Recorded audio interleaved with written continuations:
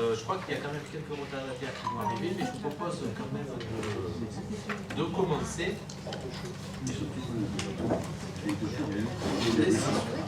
Alors, on commence par la tête. Fabrice Poussardin, présent. Pierre Bertrand, présent. André Laloze, Marisa de Verdu, elle est là. Sandra Thoman, Philippe Dubois, Jean-Michel Moreau, Sandrine Bedel est en retard.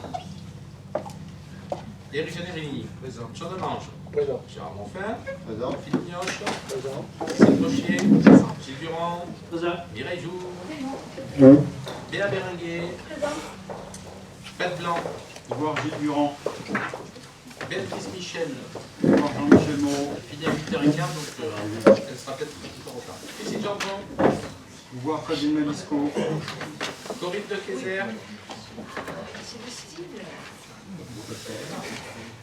voir vous absente pour l'instant, elle doit être sur la route. Cathy Jane, je crois qu'elle a donné un pouvoir qu'elle vient d'envoyer par mail. Alors je vous propose de décider si vous voulez ou pas accepter son pouvoir, par texto, pardon. Cathy Jane, en fait, elle est retenue pour une réunion dans son collège par rapport au fameux virus, donc elle va arriver en retard. Donc, pouvoir de Cathy Jane à Béa Bérenguer, accepté. Fred Orsini, présent. Fabien Malisco, présent. Stéphane Depeau, présent. Gisèle Speziani, absent. Pouvoir et Gilbert Pouvoir. Karine Médina, présent. Et Gilbert Bougie, présent. Impeccable, merci beaucoup.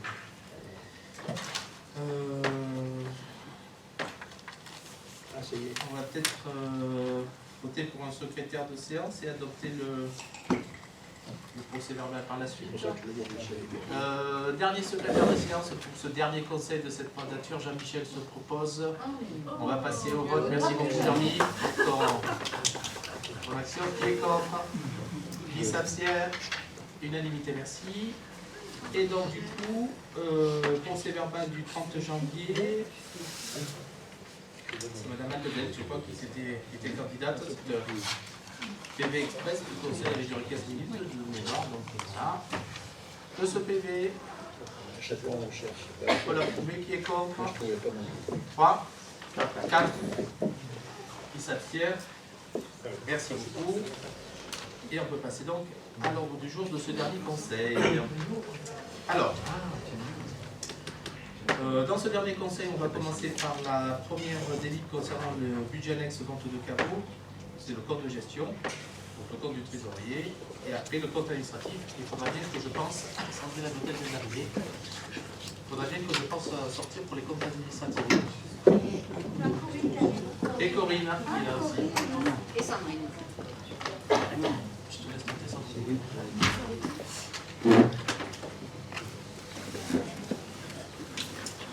Alors, délite numéro 1, le budget annexe vente de caveaux, le compte de gestion 2019. Vous savez que c'est un compte qui est un compte à part par rapport au compte de la commune. Vous savez maintenant bien comment ça marche. La commune fait une avance, la vente des caveaux rembourse à la commune le budget que la commune a avancé pour ces caveaux.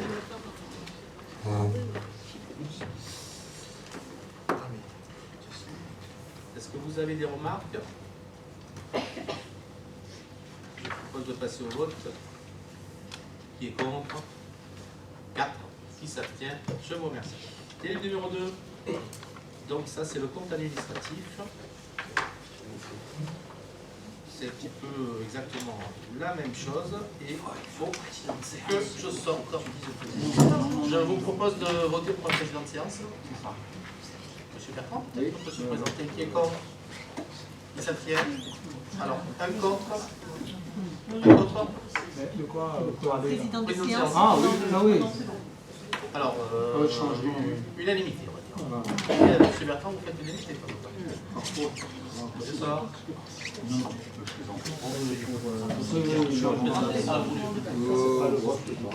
Allez, Ça va vite.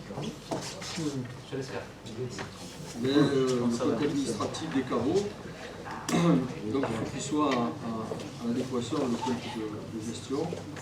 Donc, les restes à réaliser de la section d'investissement, les dépenses et les recettes de la section d'investissement ont été engagés et mandatés ni recouvrés représentent 0 €, comme vous pouvez le voir. Les dépenses et recettes, et 0 € en recettes. La question, je vais faire passer au vote. Qui est contre? Qui s'abstient? 4 contre.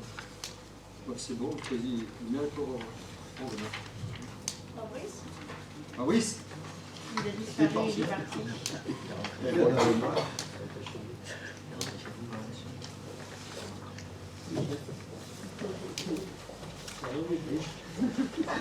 Ça passe si loin, Fabrice.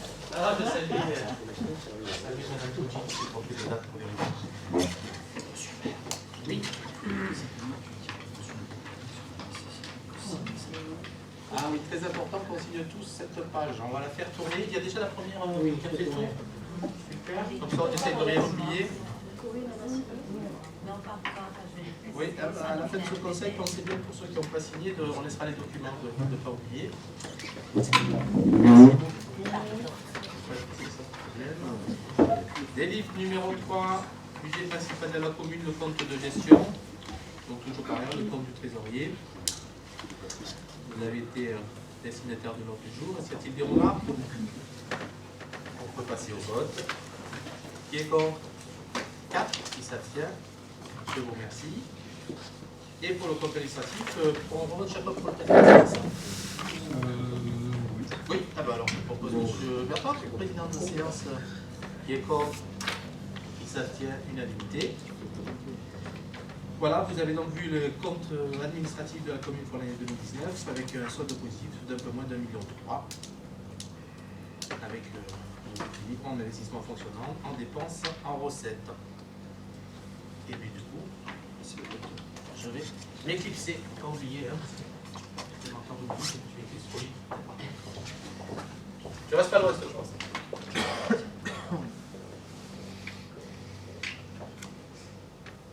Donc concernant le budget principal de la commune, le compte administratif, qui est contre, qui s'abstient, unanimité, 4 contre.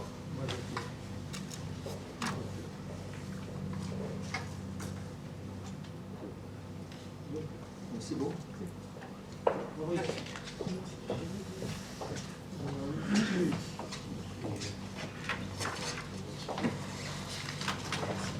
Délibération numéro 5 concernant la politique foncière, ça ira vite. Donc, je vous propose de qu'on rate. Tout simplement.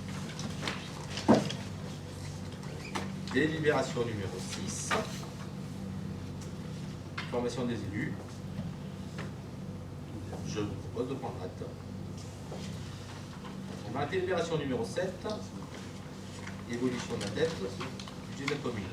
Donc très rapidement, vous savez qu'on a toujours cet emprunt pour l'achat du plateau d'Athènes de 400 000 € qui se finit en 2021. Donc c'est un fin d'emprunt. Et nous avons un deuxième emprunt contracté en 2018 sur 20 ans pour l'association du complexe sportif.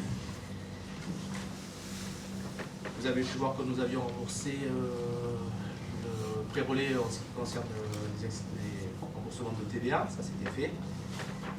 Et de mémoire, je pense que la dette de la commune doit être un peu moins de 570 000 €, quelque chose aujourd'hui, qu'on sera en 2021 à 480 000 €, mi-2021, puisqu'il n'y aura plus que l'emprunt sur le fameux plateau. Vous avez toutes les informations notées. Une remarque.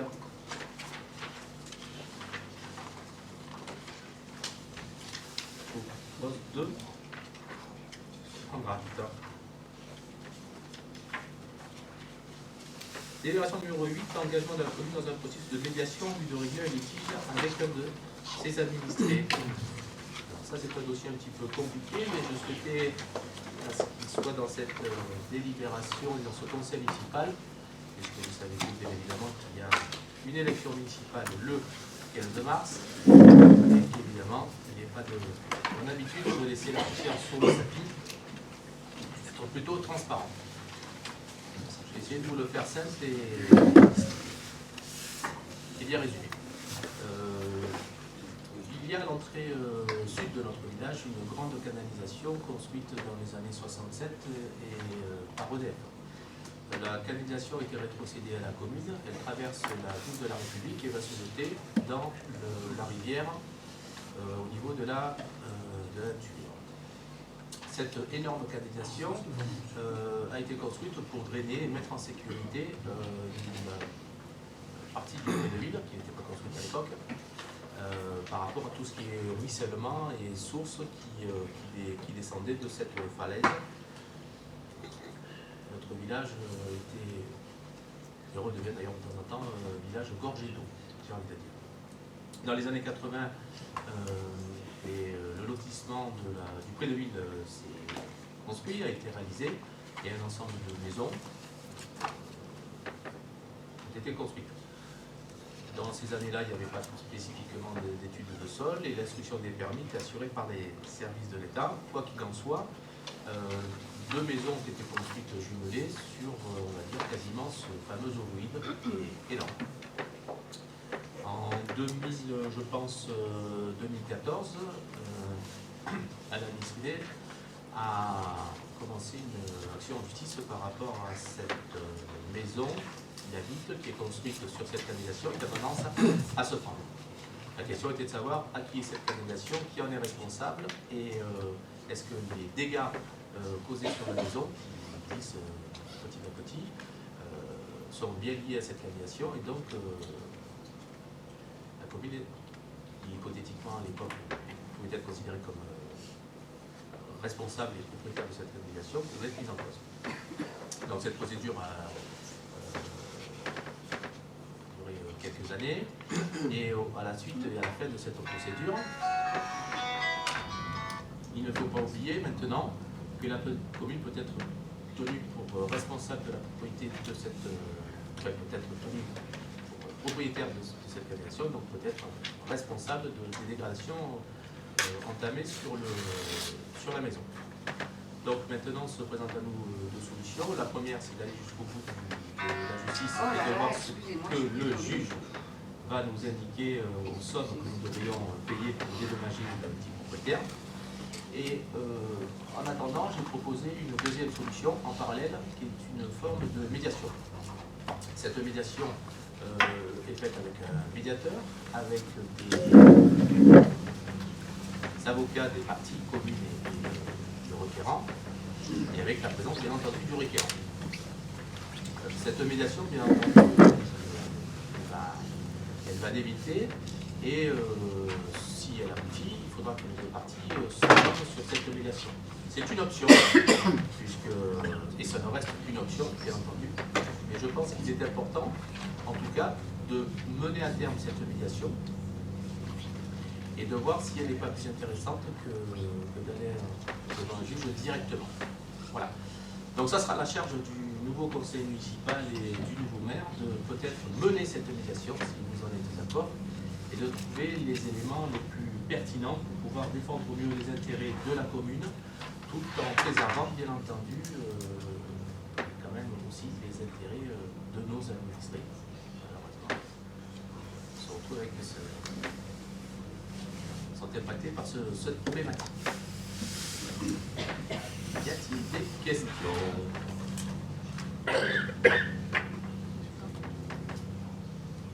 Alors, s'il n'y a pas de questions, je vous propose donc d'autoriser, j'ai envie de dire le futur maire, à poursuivre cette médiation. Qui est contre, qui s'abstient. C'est l'unanimité. Délibération numéro 9, c'est une convention de servitude. On va utiliser 10 et c'est Pierre, je crois qu'il va s'y. Donc ça concerne le secteur du Goulet. Donc c'est pour le même principe. Par contre, notre plan, en ce qui concerne ce secteur-là, il y a 2 parcelles qui font partie du domaine privé de la commune. Et à ce titre, on est obligé donc de prendre cette convention. L'autre partie, c'est du domaine public, donc ça ne nécessite pas. C'est pour l'alimentation, donc des maisons qui sont à proximité, qui jouxtent le chemin du moulin.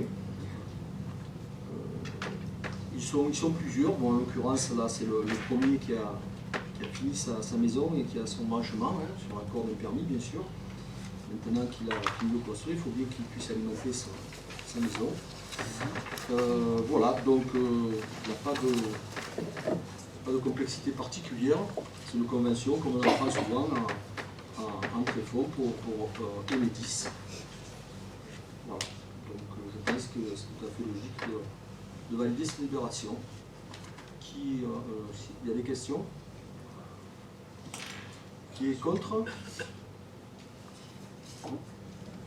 C'est bon, je vais la faire voter. Ben non, c'est fait. Qui est contre? C'est fait. Personne. Qui s'abstient?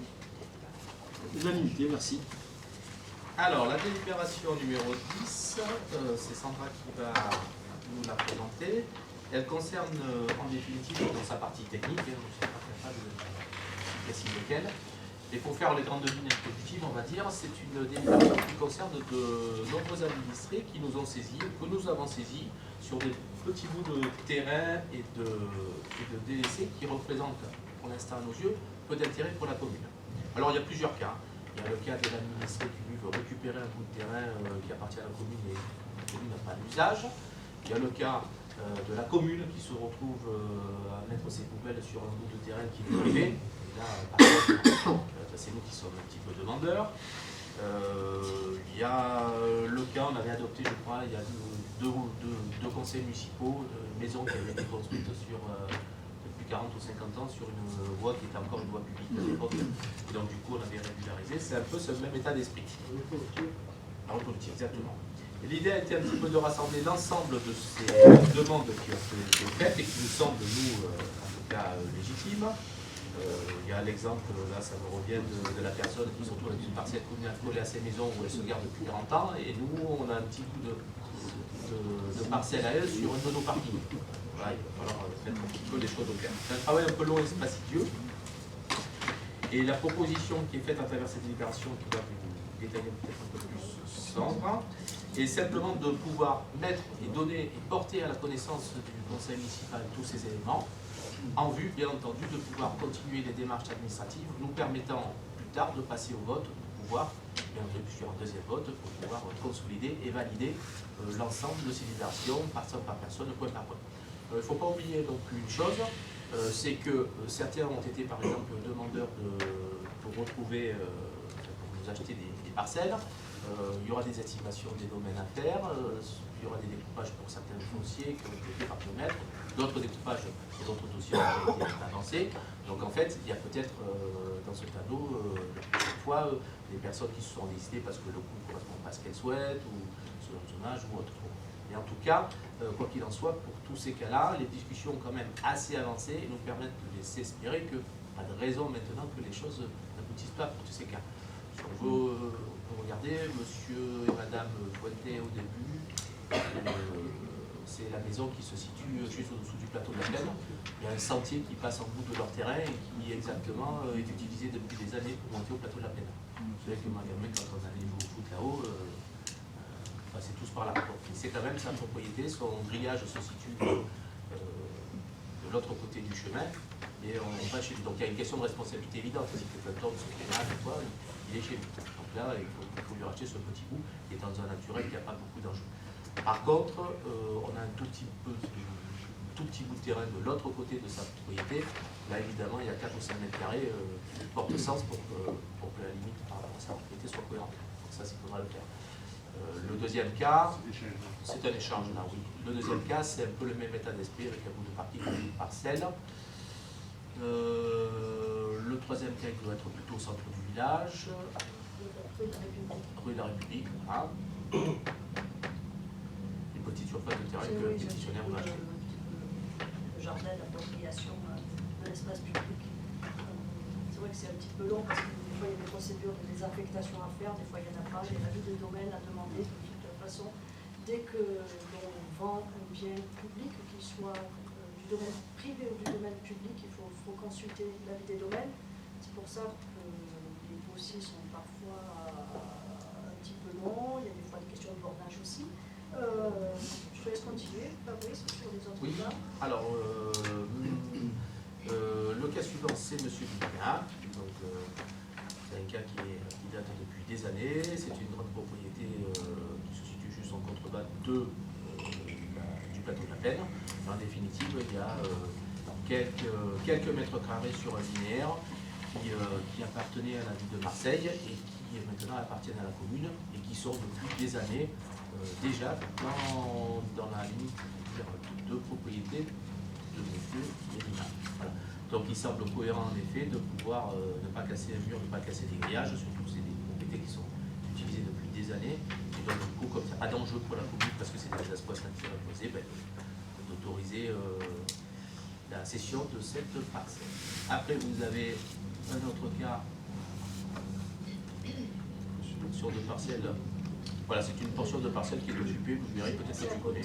Oui, c'est à côté de l'église. c'est rue Fauvenard quand on monte à gauche, un petit jardin tout à fait clos, qu'on ne croirait pas être d'ailleurs privé, mais dont les quelques mètres carrés sont communs. La partie suivante, c'est une propriétaire qui a acheté une maison sur Mérarde qui nous a sollicité pour acheter 20 mètres carrés en bordure de sa propriété, lui laissant la possibilité de faire peut-être une petite terrasse. Donc on l'a d'abord orienté auprès de l'architecte des bâtiments de France pour avoir d'abord une confirmation, parce que si l'architecte des bâtiments de France était opposé au projet pour aller plus loin, ça n'a pas été le cas. Donc on lui a indiqué qu'on allait continuer nos discussions en faisant une évaluation à géomètre, l'évaluation de la partie des domaines, et puis ensuite, si le conseil municipal est d'accord, on validerait pour cette session. En fait, on essaie de faire aussi des entrées et des sorties d'argent un petit peu cohérentes. Bon, l'idée quand même, c'est de dire, quand la commune veut acheter, c'est elle qui paie les domaines et les notaires, on va dire, quand il y a un privé qui veut acheter, c'est lui qui paie les domaines, les notaires. On essaie de le faire en bonne intelligence et à moindre coût aussi. Voilà. Je pense que il y a encore le cas suivant, Sandra, peut-être que toi tu connais un peu mieux. Ça y est. Ça y est, Ça y est. Ah oui, c'est boulevard de la Plaine. Ce sont des personnes dont on s'est aperçu récemment que toute leur entrée allait sur le domaine communal. Donc on se demande pourquoi. Donc il faudra effectivement Remettre à jour tout ça. Alors on en découvre, ça va être le cas suivant, ça doit être vers le Varonessa, et c'est un petit bout de parcelle qui est collé à une maison et qui n'a pas forcément un gros enjeu pour la commune, mais qui est au droit d'un sentier innocente que Philippe avec Concordia et Pierre ont réalisé pour monter au niveau du château. Donc on a commencé des discussions avec eux en leur disant pourquoi pas, mais il y aura peut-être quelques conditions, bien entendu laisser bien un passage pour notre centre qu'on vient de réaliser, et avoir des limites cohérentes et garder un côté paysager tout à fait cohérent. Donc, ça leur permet de faire surtout le tour de leur ça leur maison, permet tout de simplement, tourner. parce qu'ils étaient au milieu du domaine public. Donc franchement, Même la terrasse était sous tout à fait bon. alors, pour tout vous dire, je pense que le propriétaire précédent utilisé, nettoyé, faisait le tour de sa maison. Personne n'a jamais empêché dans cette commune. En tout cas, il se fait faire le tour de sa maison. Le dernier petit point, je parle sous l'autorité de Sandra si je me trompe bien, mais typiquement c'est le bout de terrain qui C'est une division où la personne a sollicité la mairie pour aller sur place, et c'est vrai qu'il y a un emplacement qui est utile pour un angle de chemin pour pouvoir déposer des containers et tout, donc elle était d'accord pour le prendre. voilà, typiquement, ce sont nos conteneurs qui sont sur son petit bout de terrain, c'est ça. Oui, généralement, oui. Exactement. Alors, c'est tu as raison, de préciser. Par contre, pourquoi c'est pas précisé du coup justement sur les autres? Parce que c'est pas tous à l'euro symbolique. Là, ce cas-là, c'est quand même Non, c'est quand on achète, on peut acheter, j'avais pas dit au prix, mais je veux dire qu'il y a le plafond où au-delà de mémoire 160 000 €, on doit demander le prix de domaine. Par contre, quand on vend du bien public, qu'il soit du domaine privé ou du domaine public, ou même quand on fait un simple échange, il faut consulter l'avis des domaines. Donc tous les cas ne sont pas, pour certains, la vie des domaines est déjà en cours et on attend des réponses, pour d'autres, pas forcément. Et là, pour le dernier, en définitive, elle veut s'en débarrasser. Nous, on a nos problèmes dessus. Donc, elle me dit, moi, je vous le donne parce que c'est vraiment un petit espace, c'est un mot de plaine, je ne pourrais jamais en faire. Il y a les poubelles. Si je dois clôturer, vous allez déplacer vos poubelles, c'est pas très grand, et moi, j'en fais. Voilà. Mais bon, par contre, si un jour il y a un accident avec le camion, le machin ou quelqu'un, ce qui se passe, c'est mon terrain. Voilà. Donc, c'est pour ça qu'elle le donne à 0,7. Y a-t-il des questions pour ces cas? On continue à travailler alors et avancer.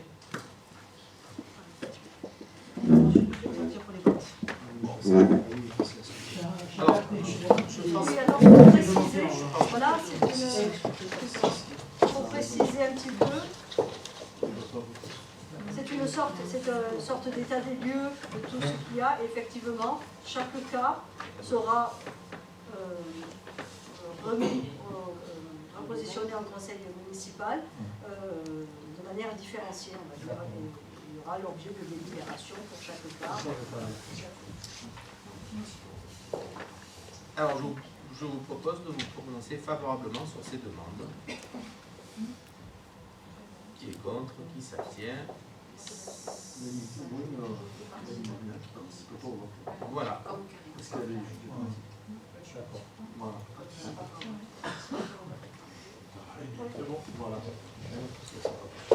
Alors, délibération numéro 11.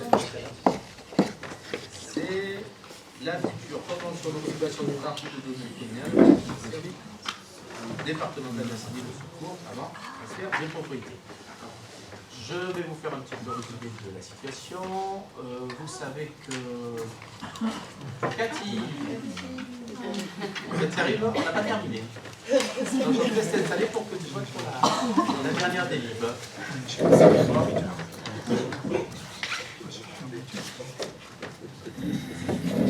Alors vous savez que bien entendu que Mérard de la Chambre d'Agglomération qui défend la commune de Mérard, de Dupuis et une partie de Veneuil. Ce centre de secours, on avait pour idée à un moment donné avec une discussion avec le département de le déplacer sur le plateau de la Plaine pour des questions finances.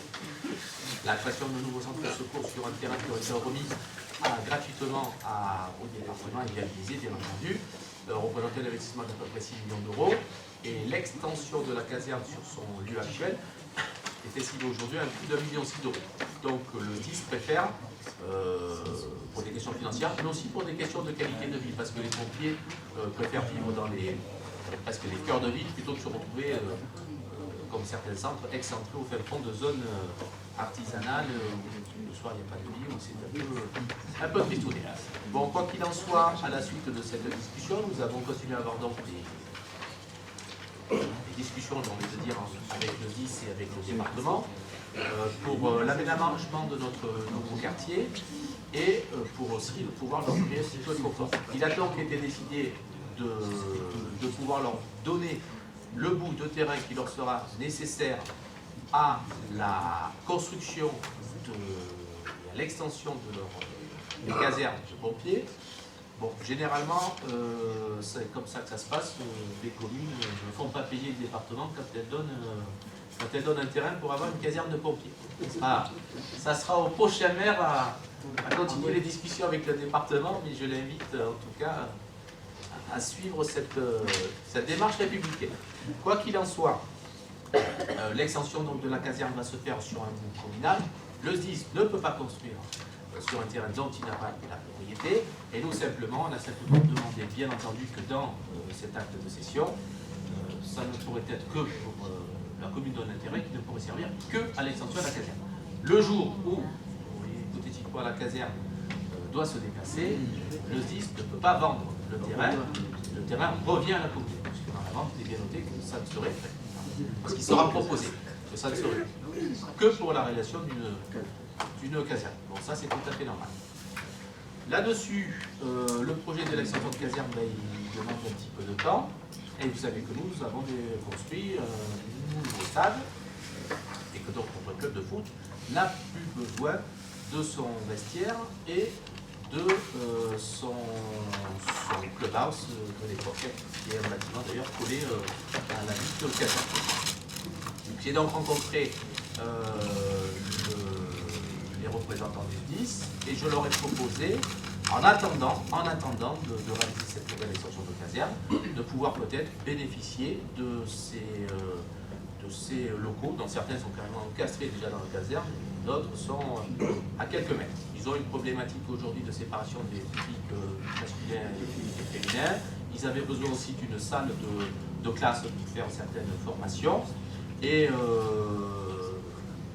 la suite de cette proposition, on a eu un retour plutôt positif, puisqu'ils ont déjà entamé, je dois le dire, des projets pour pouvoir préparer des salles de classe et de nouveaux vestiaires. Voilà. Donc là-dessus, ce que je vous propose, c'est simplement de prendre bien connaissance de cette information. Et là encore une fois, ça sera la prochaine équipe municipale au maire de préparer la convention qui va bien, qui permettra à nos pompiers de retrouver un petit peu de confort pendant les 2, 3, 4, 5 années que prendront la réalisation de la nouvelle extension de cette caserne. Pour petit rappel quand même, dans les mêmes discussions de session de terrain, le département aussi s'est engagé à nous donner l'entrée qui se situe à sorte zone de Laval et qui nous permettra d'avoir une troisième entrée de ville au droit de la départementale pour entrer directement sur le projet de l'écoquartier et donc d'avoir une troisième entrée de ville qui sera un petit peu au-dessus sur les berges du boulodrome au-dessus de la rivière. Voilà, donc il y a eu un géomètre qui est passé, on a déjà fait toutes les mesures avec le géomètre et les études de gération pour voir que les gens puissent bien entrer et le département pour voir que les gens puissent bien entrer et sortir au droit de la caserne, donc au niveau de cette future entrée de ville, sachant simplement que le département, pour rappel, nous a simplement dit qu'il n'y aura pas de cisaillement de la départementale. Voilà, donc on rentre côté Aix, et on pourra peut-être éventuellement sortir, si on ne fait pas en sens unique, mais ça serait que dans la direction de Perron. Voilà, et si nous avons tout vu, une dernière décision que vous pouvez lire. Et s'il n'y a pas de questions, écoutez, j'ai été très, très heureux, chers collègues, de pouvoir